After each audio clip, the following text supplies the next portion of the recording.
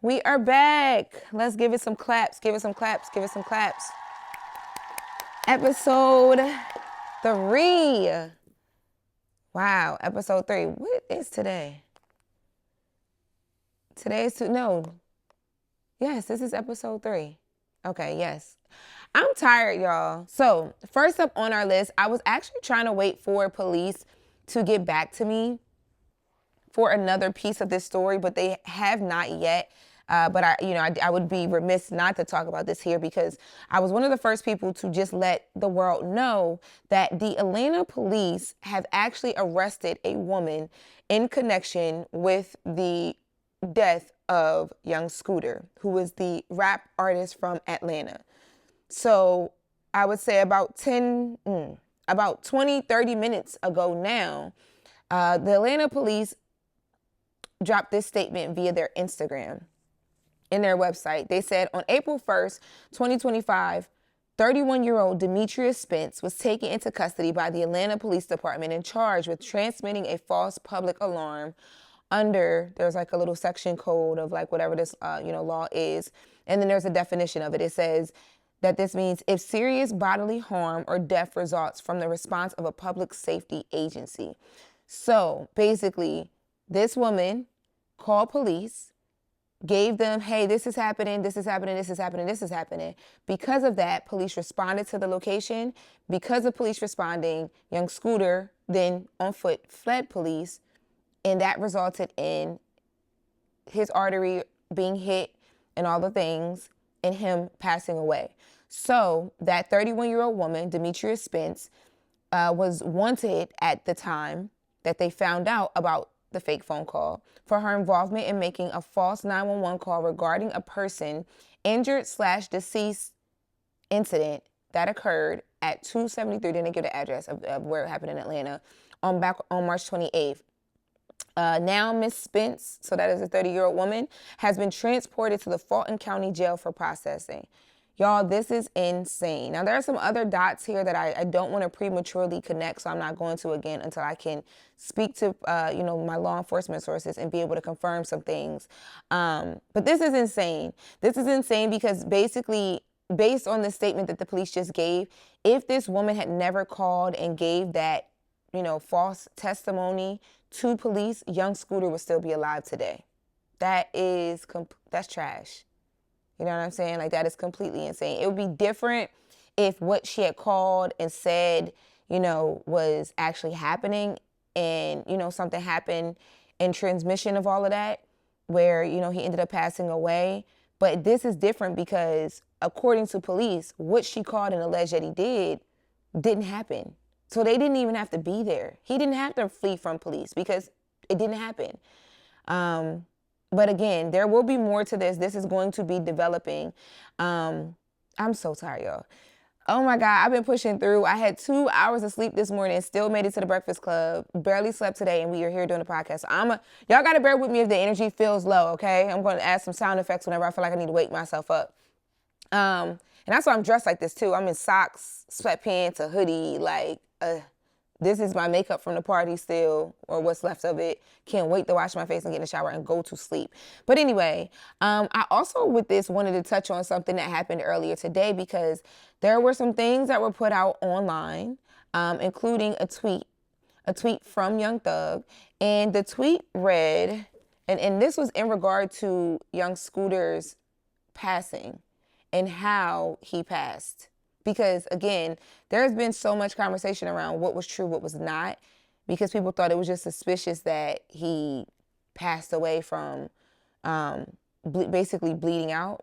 People did not believe that. So Young Thug actually tweeted earlier today, and the tweet has now been deleted. But Young Thug tweeted earlier today, Autopsy came back, Street got shot. Street is Young Scooter.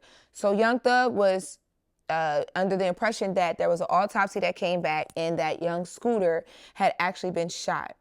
And that what police alleged, which wasn't that he got shot, which was that because of an injury to his leg that, somehow hit an artery or something like that, he had passed away. Now, police quickly came out and cleared that up, baby. One thing about the Atlanta police, they've been clearing things up from rip, okay? Letting you know what's going on. So they actually came out and they released young Scooter's autopsy results. The autopsy results actually listed his death as an accident, and it pushed, it basically put to rest that narrative that Young Thug was pushing, which I will say a lot of people picked up because it's like, okay, it's Young Thug. Like, all right, he might know something we don't know. But what they list on the autopsy, I have it here in my hand. His date of injury was March 28th. His date of death was March 28th. He was 39 years old. This autopsy was done on Saturday, March 29th, so the next day. His cause of death is listed as penetrating injury of the right thigh. Manner of death, again, an accident. Now, the comment that they left here, because I think they wanted to clarify, right? It says, Mr. Bailey, who was Young Scooter, sustained a penetrating injury on his right thigh that created marked blood loss. This injury was not a gunshot wound.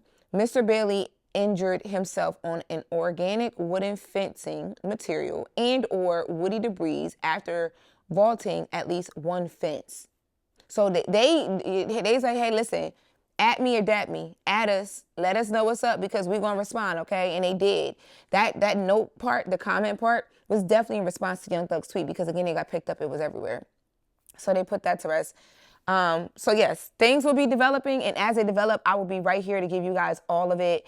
There's something that I'm working on right now. I have reached out to Atlanta police trying to confirm, but I have not heard back. So again, I don't want to do anything prematurely, but I will be checking as we record these next two stories. Now, up next on the list, where my little list at? Okay, up next on the list, there's a new Diddy lawsuit. And honestly, I'm not even going to hold y'all. I'm getting a little tired of the lawsuits now at this point, which is so unfortunate because there's so many women out there who actually, and men as well too, who've actually encountered sexual assault and, sex trafficking and all these things that are being alleged in these lawsuits. And majority of these lawsuits have not made it to court yet, so I can't determine what is true, what is not. But some of the stuff is so outrageous, and in some of the cases and things are starting to be dropped. There's a lot of different civil things that are not moving forward anymore because of some of how outrageous the claims are. You saw that first with the woman accuser who was 13 years old in 2000 that alleged that Jay-Z and Diddy raped her at some point, and that got dropped. And of course, I've always said that was going to look really good or, help Diddy in some extent on the civil side of his cases because it's going to show that people are willing to just make stuff up at this point. Which again is so unfortunate because there's really people out here going through this stuff. And then when they go through it and they allege things or, they try and get compensation or whatever they need to do to get themselves back whole, people are looking at them like, believe all women wear. Believe all men wear. Believe all men wasn't even a slogan. It's always been believe all women. But yeah, I think that it's horrible. It's trash what's happening. So let's get on into the lawsuit. So in this lawsuit, there's a guy. His name is Manzaro Joseph.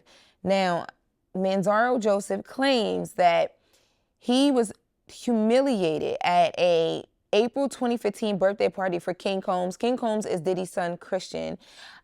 By strapping, hold on.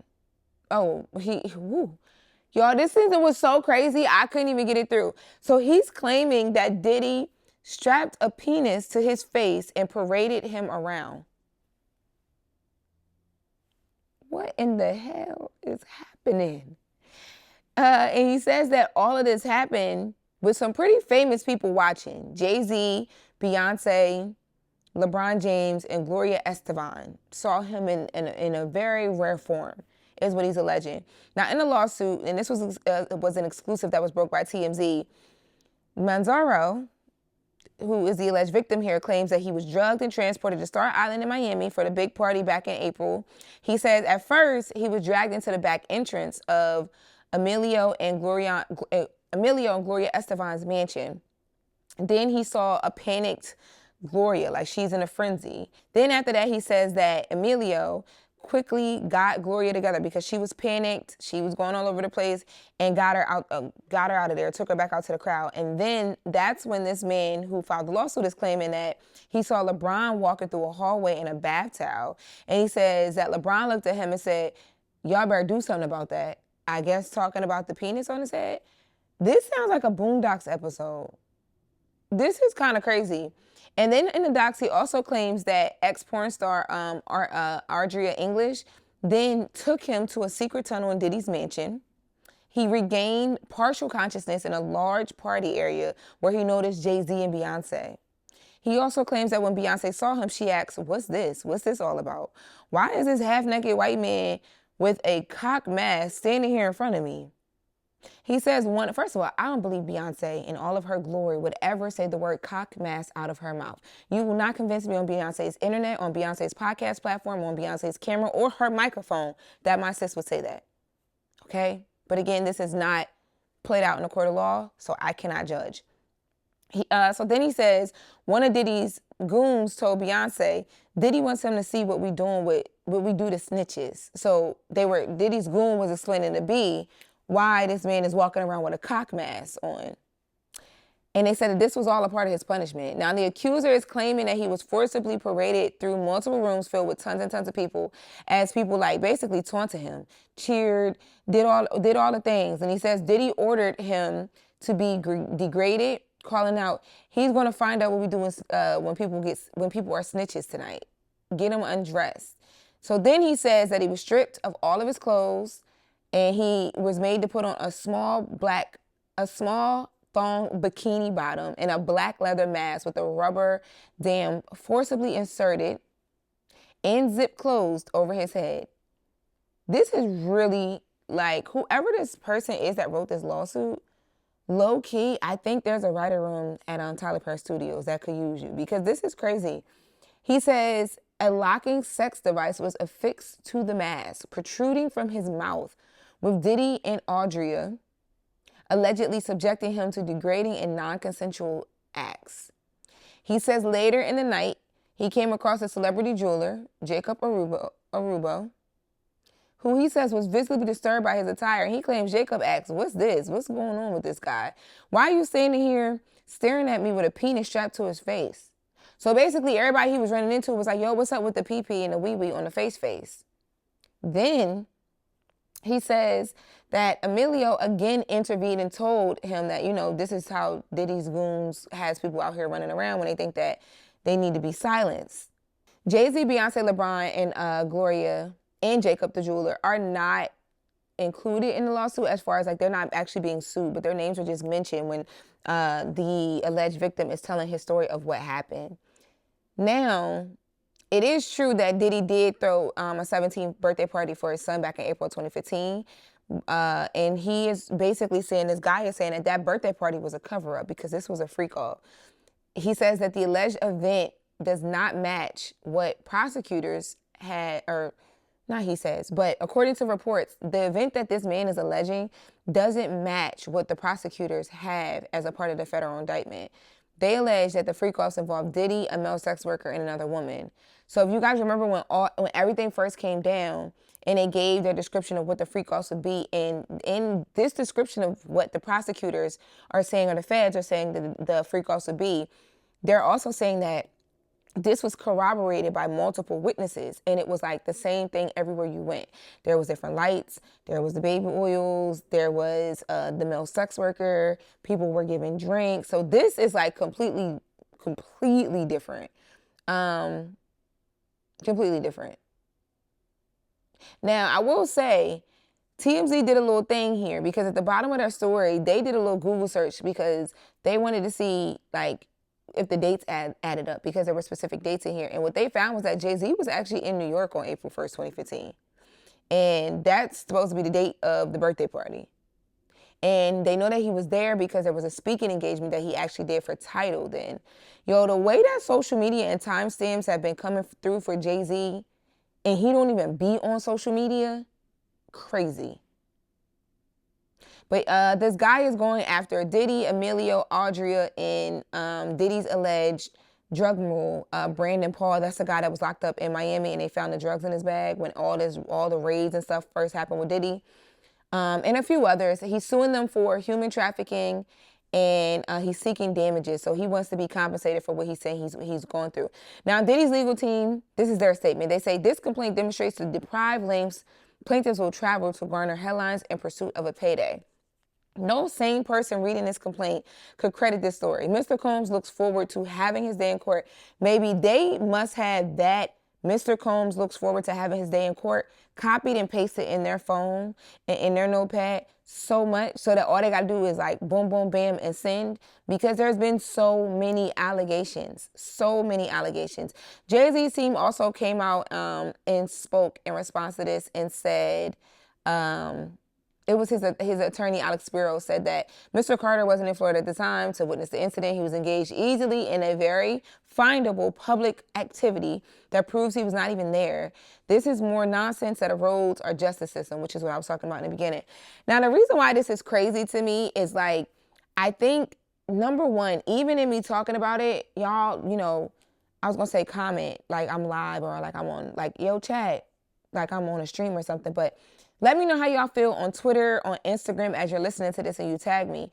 But I feel like at this point we are so exhausted by these Diddy civil lawsuits and all of the things and the sensationalized information that are put in these lawsuits to make them go, to make them pick up, to make them spread, that now people don't even care as much. It's like, and again, there may be people who were actually victimized in these ways by Diddy. There may be, that is alleged. We don't know until it plays out in court on both the criminal and the civil side, whatever makes it to court, right? But it's just kind of crazy because I feel like it's like, it literally feels like it like came and went. Like at one point in time, I know for me as on a journalist side, like, as I'm choosing stories to do on the Breakfast Club or choosing stories to like, actively get new angles and report on and things of that nature, I'm always like, looking for like, okay, what's new, what's happening. But the Diddy stuff to me now, I'm just like, oh, another one? Bro, another one? Can we just skip to the part where he go to court so we can see what's true or what's not? Because I'm tired. I'm physically tired because I went to that party last night, but I am tired of all of these random chat GPT.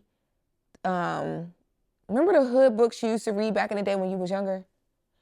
Patrick, did you read hood books? No. You didn't? Like the love stories, like the hood love stories? And most of them only came in paperback because that's all the authors could afford? Dang, you grew up nice, huh?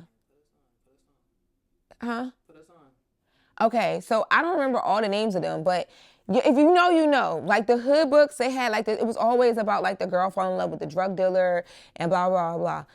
That's how I feel like a lot of these civil suits are becoming. It's literally becoming like one of those like paperback hood novels that we used to lean into, and it had like multiple, like 4 or 5 different recurrences of like not chapter, but version 1, version 2, version 3. Like this is getting so redundant, y'all, and it's just sad because I think for the people who actually have experienced harm in any sort, whether it is physical or mental, stuff like this makes it where it's like it makes a joke for people who actually have been through things. And it's just sad to see and it's sad to watch. And I'm tired. The party was long. I got 2 hours of sleep last night. But I'm also just tired of all this stuff. Like of all the noise surrounding Diddy. I think the noise may help him. I'm not even gonna lie to y'all. I think the noise may help him. And the reason why I think the noise may help him is because I think for any juror that has been watching this, right? Because with Diddy right now, there's been such a conversation about the jury, like when like how people will be selected and when the case will actually, when the trial will actually start, because Diddy's team, wanted a certain amount of like discovery or evidence from the other side and just a ton of different things. But when you think about something like this, because Puff is Puff, Diddy is Diddy. I say Puff is Puff, Diddy is Diddy because I don't know what y'all know him as. But you can't get around the fact of who he is. So I don't think that there will be, I would be surprised if there is one juror that comes into this and knows nothing about what happened. And if I'm a juror and you're seeing all of this, like even though it's on the civil side, if you're seeing a lot of these, not all of them, but some of these cases get tossed by the wayside because of the ridiculousness of them, I think you start to wonder about other things. And I will say, though, what I always go back to is what is going to mess Diddy up is that Cassie video. And according to the feds and the prosecutors, they did everything they needed to do to secure what they needed to secure from CNN as far as the original video so that could be submitted as evidence. That is going to be so damaging for him because of how jarring it is to just see him sliding Cassie up and down a hallway and just beating her like she was like nothing. But on the other end, though, playing devil's advocate, his team does have, these situations where things are being dropped. Attorney Busby or whatever is not following certain rules the way he should be. I think there's somewhere in there, like technically they can, like a technical something that they could possibly try and lean into. Again, I'm not an attorney, y'all. I just really like watching these cases, predicting what's going to happen next, and I can just read and comprehend enough to be able to tell you all about it. But I am not an attorney whatsoever. So that is something else that we are going to be following and watching, not specifically the man with the penis on his head, but just new Diddy cases in general and court with him. Like, how does all of this big bubble of noise that we've been watching and, seeing on social media, like, how does all of this come into one to get a guilty or not guilty? I'm really interested to see how the attorneys on both sides are going to use this or not, lack thereof, to prove their points. Diddy's trial might be like, I don't know, y'all. We had the Super Bowl. We had Just Go Live on Instagram. The next big cultural moment might be Diddy's trial. It's going to be crazy, but we're going to be there. We're going to be tuned in. We're going to be locked, okay? I promise y'all the latest with Loren LoRosa will bring you guys the latest, period. I think I actually want to try and, I got to look into this because I know things have already started, but I think I want to try and get media passes to attend some of the court proceedings. They'll let journalists come and sit in, and sometimes I think that'll be something.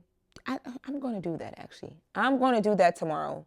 I'm going to reach out and see if it's not too late for me to do that. Now, in my last story, this is the first episode where we got the 3 stories because I've been breaking things down. They're like putting things together so differently, but I wanted to press to try and do 3 stories a day, and I'm gonna make this one quick because I know it's going to be a heck of an edit for Taylor because I'm so tired and I'm talking so slow and I'm taking my time. But Taylor be on me. She like, girl, you repeating yourself too much. Make it tighter. Get it together. So I wrote out my thoughts today. I tried to write out an outline today. I'm working on it, y'all. I'm working on me over here, all right? I'm trying to be the best that I can be. Not trying to be. I'm going to be the best that I can be. So in my last story, I wanted to touch on I don't know if I'm saying his name correctly, the Luigi Mangione. That's the boy who killed the United Healthcare CEO. So he could potentially be facing a death penalty.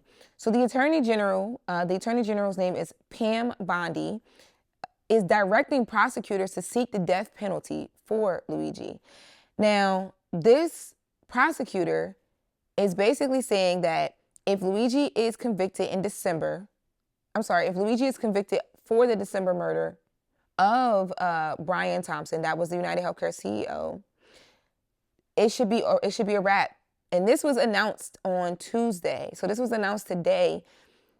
One of the federal charges against how do I say his name? Mangione, the United Healthcare killer. One of the federal charges against the United Healthcare killer, murder through the use of a firearm, makes him eligible for the death penalty if convicted. Now, in her statement, here is what the federal prosecutor said. The United Healthcare killer murdered Brian Thompson, an innocent man and a father of 2 young children, and it was premeditated in cold blood. Oh, they have no sympathy for him. In cold blood. They called it a cold-blooded assassination that shocked America. The statement then continues, after careful consideration, now this is Bondi, this is the federal prosecutor saying this,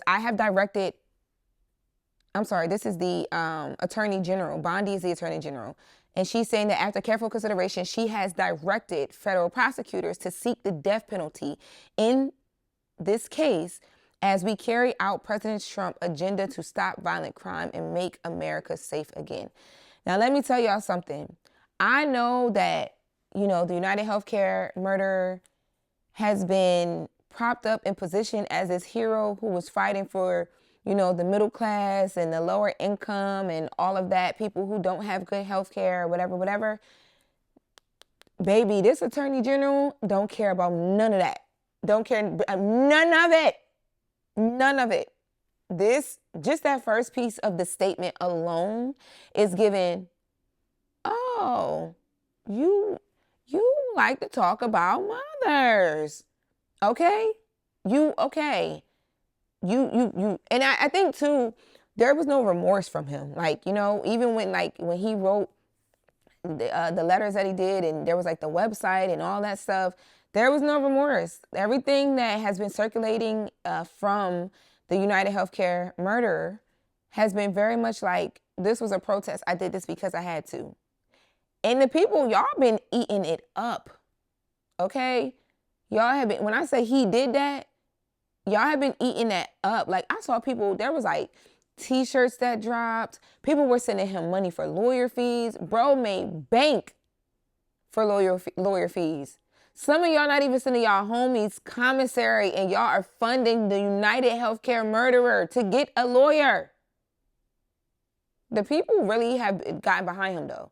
Like, they actually are championing him, which is insane because, again, that CEO had a family, kids, he's somebody's son. Nobody should die because someone else wants to prove a point. That should not happen.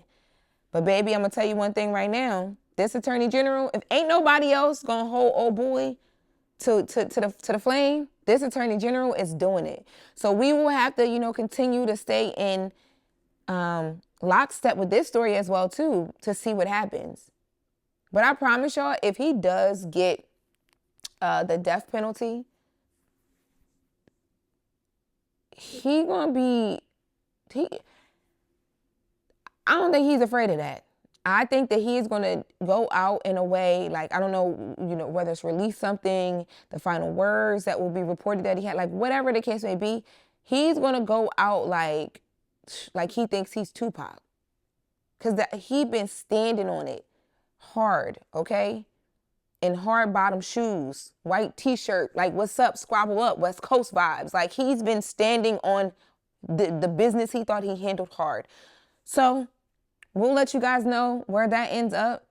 Comment somewhere. When I post this on Instagram, you guys hear the audio, comment. Tweet at me, Loren LoRosa. Instagram, I'm Loren LoRosa. I'm Brown Girl Grinding. TikTok, I'm Loren LoRosa Iconic. Come and talk to me. I really want to hear you. No, I really want you to come and talk to me because I want to know how you feel about the topics today. I've been seeing y'all feedback, and I got to figure out a name for y'all too. Like, what's the name for the audience?